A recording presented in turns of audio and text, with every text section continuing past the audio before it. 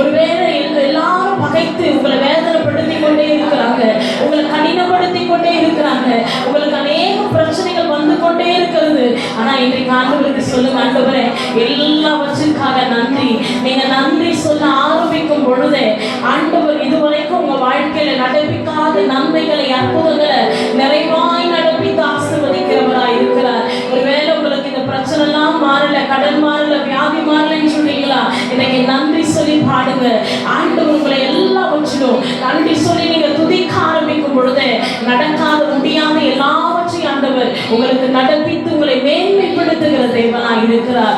எல்லாரும் வாய்களை திறந்து, ஆண்டவரே நீங்க எல்லாம் எங்களுக்கு தந்திருக்கிறீங்க, இனிமேலும் தர போறீங்க, எங்களை ஆண்டவரே சாட்சிகளாய் எழுப்ப போறீங்க, அதற்காக நன்றி என்று மாத்திரம் ஆண்டவருக்கு நன்றி சொல்லுங்க. ஆண்டவர்களுடைய